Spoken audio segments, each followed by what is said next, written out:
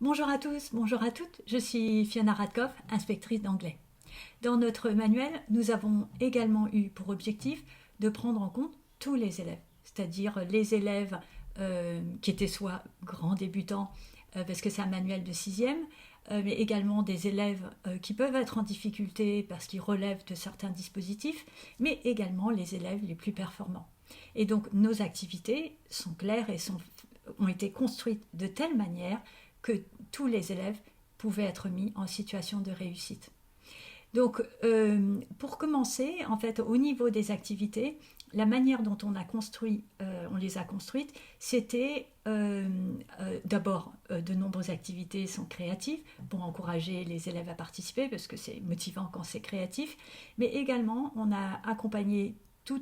pratiquement toutes les activités d'exemples ou d'amorces de phrases pour que même l'élève le plus faible puisse juste recopier la phrase.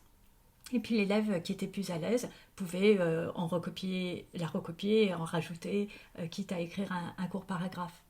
Mais également, les activités sont différenciées. Et donc, c'est notre système de petites étoiles qui permet à l'élève de choisir ce que lui y vise par rapport à ses propres compétences. Donc il y a le système de choix au niveau des petites étoiles, il y a la possibilité qui est offerte aux élèves de choisir l'activité langagière pour les projets intermédiaires, mais également le projet final. Il y a également le choix des mots à retenir et le choix dans la manière d'apprendre, parce qu'on donne différentes stratégies qui permettent aux élèves de comprendre comment est-ce qu'on apprend mieux. Et donc tout ça, c'est l'idée qui est très importante pour nous et qui est basée sur la recherche et qui montre que un élève qui croit en sa capacité de réussir travaille mieux et progresse. Et donc, en montrant à travers ces différentes possibilités de choix que l'élève peut réussir quelque chose, et c'est vraiment important qu'il en soit persuadé. Mais également, sur le plan de la différenciation, ce qui a été très important pour nous, et pour faciliter votre travail, mais également pour rendre la différenciation automatique, sans travail supplémentaire pour vous. C'est également ce qui a été important, c'était pour nous de proposer une modalité de différenciation automatique, adaptée à chacun, et où tout le monde part du même support. Voilà, donc c'était vraiment, on est parti de ce principe-là parce que c'était plus facile pour vous et parce que ça ne vous oblige pas à vous disperser entre des groupes qui travaillent sur des supports différents, ça facilite votre travail de préparation et surtout ça ne stigmatise pas les élèves qui seraient plus en difficulté et qui travailleraient sur des supports différents de leurs camarades. Et donc ça permet aux élèves qui croient qu'ils ne sont pas capables de faire une activité, par exemple, de pouvoir de la faire en moins grande quantité que ses camarades, mais cet élève-là peut quand même faire quelque chose, il travaille, il écrit des phrases qui sont plus ou moins longues, plus ou moins de phrases, sans avoir à changer d'activité, notamment. Par exemple, un élève qui croit qu'il n'est pas capable, eh bien, il peut faire la même activité que les autres, s'il écrit qu'une phrase, s'il ne se donne l'objectif que d'écrire une phrase et qu'il a fini, eh bien en fait il peut continuer à faire le travail qu'il a fait en écrivant d'autres phrases sans avoir à changer d'activité, ce qui rend les choses assez complexes, notamment au niveau de la correction en classe entière. Et donc notre choix est de partir du même support pour tous les élèves et donc de varier les attentes, ce qui vous permet à vous de mieux gérer le rythme du cours. Et donc c'est un cours dans lequel tous les élèves travaillent à leur niveau, sans attendre que leur père ait fini. Et donc c'est un cours dans lequel personne ne s'ennuie et tout le monde est attentif à ce qu'il fait. Donc c'est également, cette forme de différenciation, c'est également une manière de donner aux élèves les plus faibles l'occasion de finir leur travail, ce qui n'arrive pas toujours lorsqu'on fixe un même objectif pour tous.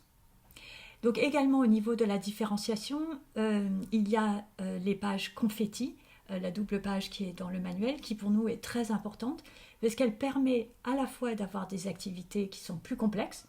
mais également plus ludiques, et qui permettront aux élèves d'aller plus loin, qui sont en lien avec le thème de l'unité,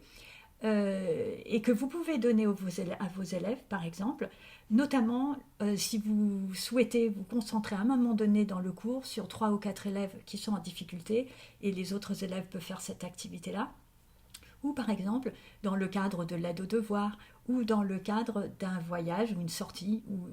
un certain nombre d'élèves de la classe seraient partis et d'autres seraient en cours. Et donc vous pouvez utiliser ces pages confettis qui sont très variées à la fois sur le plan du contenu, de la difficulté, mais également dans les modalités où vous avez des choses qui sont plutôt ludiques ou des choses qui peuvent être faites à la maison et des choses qui sont en lien avec le développement des activités langagières. Et donc, un autre point qui a été important pour nous dans la construction du manuel, c'était le fait de faire travailler les élèves à plusieurs et comme étant une des clés de la différenciation. Et c'est la raison pour laquelle vous allez trouver de nombreuses activités de pair work, de group work, notamment dans la double page Team Time, mais pas seulement là, tout au long de l'unité, y compris dans les activités d'auto-évaluation et d'inter-évaluation. Parce qu'en fait, les élèves ont plus tendance à mieux retenir une information qui est partagée par un camarade. Donc, évidemment, vous restez le modèle linguistique. Mais c'est important que les meilleurs élèves puissent aider leurs camarades. Et quand ça se passe comme ça, en fait, les compétences des plus forts sont renforcées, alors qu'ils aident les élèves. Et les élèves qui sont plus faibles retiennent mieux parce que c'est un camarade qui leur a expliqué. Et donc, c'est à travers cette manière-là que nous avons pensé que